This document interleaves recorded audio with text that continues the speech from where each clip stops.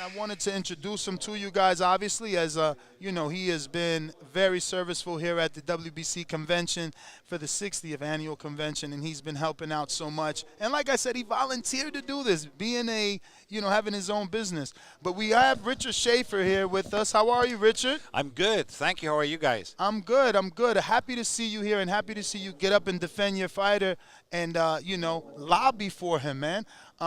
It seemed like Jason Moloney wanted to be elevated to full champion. It wasn't really Jason. Jason seems to be a very delightful young man. I think it's his promoter, who just tried to pull a fast one, and it didn't work. You can't, it just was a ridiculous request. But I'm not surprised, looking at who his promoter is. So, obviously, you didn't just come for Nonito. Did you get everything accomplished that you wanted to? Yeah, no, I think it's important for a promoter to be here at these conventions. And, it is a long trip. It's not easy to get here to Acapulco, as you know. It is. Once you're here, it's nice. It's a bit humid, but it's okay. But it's important to be here and meet the people, be here, give the respect to Mauricio and to WBC, and obviously look out for your fighters. And that's what I did yesterday at the ratings and today at the mandatories. And yes, I got everything accomplished. We have some great fights. We have Regis Prograis fight for the WBC world title against Cepeda. We have we have Oshaki Foster fighting for the WBC world title against Ray Vargas. We got Nonito fighting if Inoue works up for the vacant world title WBC against Moloney. So we got all of our other guys ranked in the rankings, moving them up, standing up for them, and making a case for them. And that's the battle I fight outside of the ring, because I know the fighters I represent, they know how to fight inside the ring. So, we make a great team. Absolutely. I'm very excited for Oshaki Foster and the Ray Vargas fight. Obviously, that was something that was agreed to before the convention but made official here. What's your thoughts on that fight? Well, it's a great fight, and I mean, it's a great division as well. And look what I did today. I got our other fighter in that same division, Eduardo Rocky Hernandez, named as the mandatory for the winner of that fight. So, this is what it's about. It's a loaded division. It's a great division, and I think that particular fight, it's fireworks. I mean, Ray Vargas is a very talented fighter. He's undefeated. Absolutely. He has a very, very difficult, bit of an awkward style, but Oshaki Foster, man, that guy just loves to fight. He has that will to win. He's so fired up. He's training. He's ready, and he will be world champion. So I have to ask you about the welterweight division. You obviously have the WBA champion, regular, Mantis Stanionis.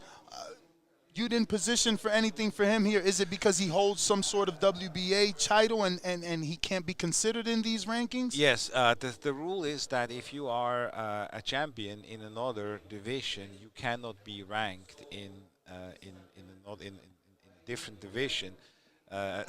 Sanctioning organization. So basically, if you are a WBA champion, you're no longer eligible to be ranked by the WBC or by the IBF or by the WBO. And so there was no point for me to stand up here. Otherwise, and by the way, Stanionis is already the mandatory to Spence. This is a position which was communicated to us by the WBA, by the board, over a year ago, that he is the mandatory for that title. Since Spence participated in a unification bout, we, Montes, decided to step aside and allow Spence to fight Ugas. And can you educate us there? Because that's the discrepancy we have. Okay. When a fighter accepts step aside, does he lose his mandatory status or turn to that mandatory? No, he does not. He does not. But, there's so basically in boxing what you have, if you are the mandatory, that means you're the next in line to fight for the world title, or for whatever title it is. You're the mandatory challenger. And that mandatory position can and is enforced by the sanctioning organization and by the team which is representing the fighters. However, there is only one exception which generally takes precedent over the mandatory, which basically trumps a mandatory, and that is a unification bout, meaning when the champion of one organization wants to fight the champion of another organization. So in this particular case, the WBC world champion Spence wanted to fight the WBA world champion Ugas in a unification bout, and unification bouts generally trump these mandatories. So now, for example, if Spence would have fought Crawford, that was a unification, then that would have pushed the mandatory from Stanionis against Spence in the second position, because the first position would have been to fight for all 4 belts between Spence and Crawford. But now that didn't happen, right? Yep. So now Emanti Stanionis is in the position as the mandatory challenger to challenge Errol Spence for the world title. And that's what we are waiting for. We're waiting on word. I don't really know what Spence is going to do. I'm not his promoter or his advisor. You hear different things. You hear that he might move up in weight. There are rumors out there that he might want to fight Turman, which I think was just ordered. Yes, but that would be a problem because you guys are first. We are first, So now we'll have to see how this whole thing plays out. And that could be worked out with more step-aside money. There are different Given ways. if There are Stanionis different wants ways. In the end of the day, it's going to come down to what the fighter wants. If the fighter is going to say no. I'm not going to step aside, I want to fight next, then that's a position which would have to be legally enforced against the relevant sanctioning organization. But if the fighter in this particular case, Stanionis, would say, look, what would be the step aside, what is the deal, who would I fight, when would I fight, and all that, and if something can be worked out, then ultimately that's not up to me, that is up to the fighter. Absolutely. My job is, like you've seen today, to move my fighters into those positions. And once they're in those positions, it's going to be up to them. Do they want to fight? Do they want to wait? Do they want to step aside? That's up to the fighter, not up to me.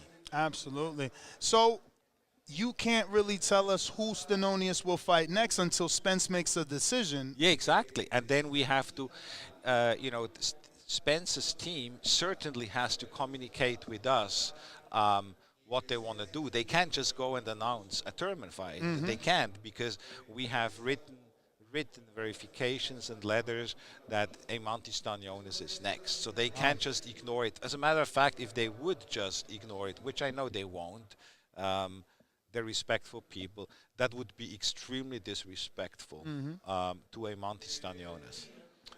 Well, so we'll have to see. I think, look, this whole thing is going to play out. We know who Crawford is going to fight.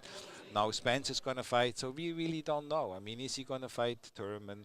I don't know. Is he going to fight? Is he going to move up? I don't know. I mean, or is he going to do what he really should do, is to fight Emanti Stanionis, who has been the mandatory for over a year, has been patiently waiting, and in addition to that, made the right thing for Spence by allowing him to fight Ugas. So now is Spence going to be returning that favor Emantis did, or is he just going to step all over Emantis? And if he does that, then it's going to be up to Emantis to see, does he want to fight it, or is he going to step aside? That's not going to be up to me. My last question, I know you're a busy man, is obviously, the WBC, their premise seems to be that they care, that they want to help, they want to better not only the sport but the world.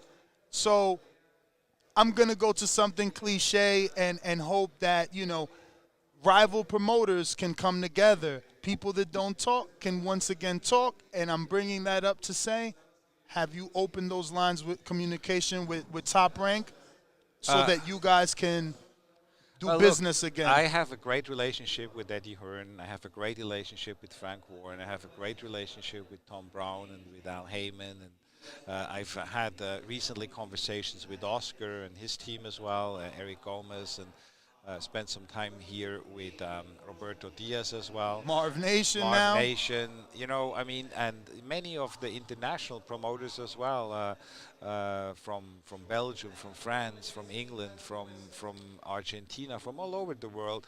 I like to work with other promoters because, you know, we all have one goal, which is to elevate the sport. Um, with Top Rank, I just always had a bit a difficult time to be on the same page. But I have a good relationship with Todd Dubuff, and you know, if something needs to be done, I'll pick up the phone and I call Todd, and Todd calls me. So I have no problem as long as everything is done right and fair. And you know, like what happened today, this was just that's not right. You know, you don't just go and try to basically stick it to Donito. That's just not you know, there's no need for that, for this gamesmanship, Absolutely. you know. And that's what I don't like, you know. And that's when I get really pissed off, you know, because that's just not right. And I will always do the right thing for the fighters and stand up for them. And that's fighters know that, by the way. And you can ask any fighter what they think about me, and they're all going to tell you this is a guy who looks out for his fighters. And that's ultimately what it is, because without the fighters, what are we? There's no sport, you know. You Absolutely. won't have the show. I Nope. won't be a promoter without the fighters. So we have to There always won't be no remember, convention. there would be no convention. There would be no need for a WBC. It starts and it ends with the fighters. And that's why we have to treat them right. I know I said my last one. This is totally the last one. I feel like you were at your height when it was you, Oscar, and Al. You know, 2012, 13. Those years were amazing fights. I mean, you put Danny and Matisse on the undercard of Canelo Mayweather. I don't think we've ever seen anything like that until the Don King days. That being said, how far is Richard Schafer and Probellum from a network deal? I want you to get a network look, deal. I mean, I look back at those days as well. They were the heydays, the glory days of boxing. We had Canelo and Canelo and Ricochet Mosley on the Floyd Mayweather undercard. We had Split you know, side, right? I mean, yeah, no, same side. You know, so we just like I loaded up these pay-per-views, and the pay-per-view price was like $49-50, you know, not 80 or $90. So, and there really is like, because if you're a fight fan and you're gonna say, you know what, I'm gonna stay at home, I'm gonna invite some friends, we have a barbecue, have some drinks, and I'm gonna be committing 3 hours or so to watch boxing. You wanna be not having to wait through all, and that's what's going on. You have to wait through all these fights, you know, to finally come to the main event, and then you hope that the main event is gonna be exciting. But the rest before, you really don't need to see. That's what's wrong, you know. You need to give them a compelling product. And so, yes, I do hope that we are getting soon a deal. We're working on some very exciting things. We've been a bit quiet over the past, let's say, 6 months, and working on different strategic initiatives, which I believe are going to be unveiled in probably the next 30 to 60 days. Big plans. I'm not the kind of guy who likes to play little. I like to play big, you know. And so I want to do big fights. I want to promote again, and that's really missing as well. You don't really see the promotion. Remember, we used to do these press tours. We used to 7, 8 cities in 2 private planes and take the fighters to all these locations, and Yes. the fans could meet them and see them in the biggest markets across the United States, even to Europe, to London, and so on. I mean, this is what we did. We had billboards on Sunset Boulevard in Los Angeles and Times Square in New York and everywhere in between along the freeways. We had ads in the newspapers. We had commercials on TV and on online, and the radio. We had Radio Row. We had like 30, 40 of the biggest radio stations flown into Vegas or wherever the show was, and we had like Radio Row and the fighters and everybody. There was a buzz. There was a buzz in the media room. And everybody knew there's a fight taking place, and everybody watched, and the pay-per-view numbers spoke for themselves. They But did. you know, we took a risk. We invested millions of dollars in advertising, and I think that is not being done anymore today. Wow. So would it be network or app base you're thinking? Well, I think these days you probably have to go with both because I think in order to reach the biggest possible audience, I think just you need to have both. You know, you need to have the widest possible net, and so that's what we're looking at some potential acquisitions as well. You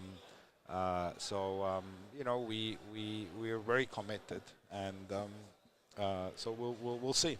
Well, Mr. Schafer, I know you're a busy man. Thank you so for much. your time, and we look forward to seeing the rise of Pro Bellum for sure, you. because I'm happy you're back. I know the job that you've done in the past and all the great fights that you've given us and been a part of, and I know that you're going to continue to do that. Like signing the youth, like, you know, we need that, so I appreciate you. Thank you very much. Appreciate it as well. Thank you. Family, don't forget to hit that like button. Subscribe to the YouTube channel. Help us get to that 1 million subscribers. We're on the road to 1 million. And obviously, we have other great content on our Patreon channel. So since this video is over, head on over to our Patreon and check out all the exclusive content or right here on our YouTube members.